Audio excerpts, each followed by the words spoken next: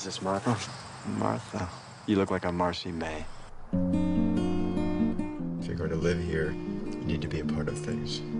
Let us in. Well, she's just a picture. You know that death is the most beautiful part of life, right? Lives on my wall. Death is beautiful because we all fear death.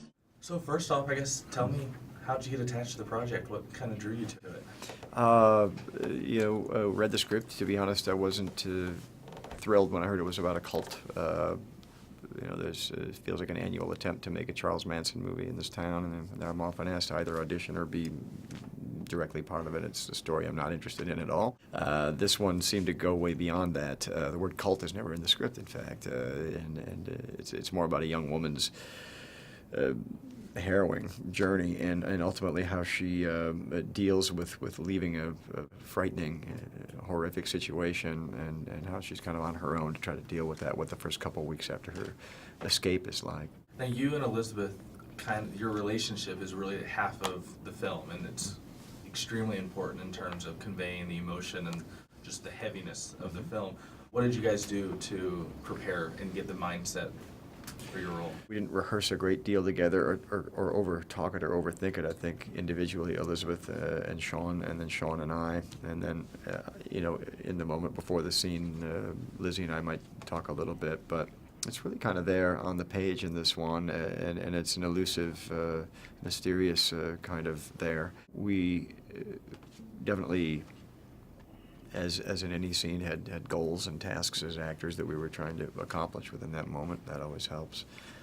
In preparation, I tried to avoid any past associations with cult leaders, as you'd call them.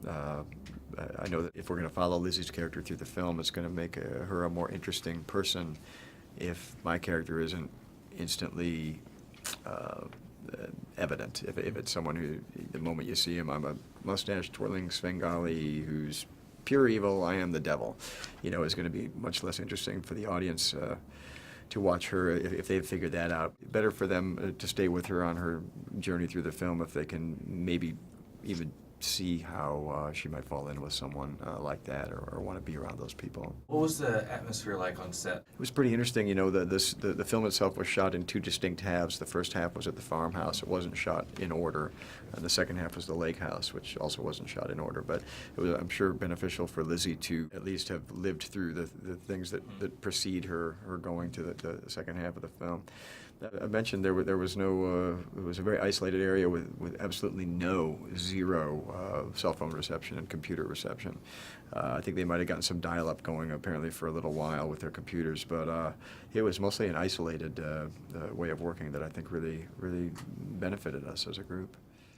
In a body when you're truly present, that's nirvana. Well, it's pure love. She's just a picture. So death Just a picture. is pure love. That's all.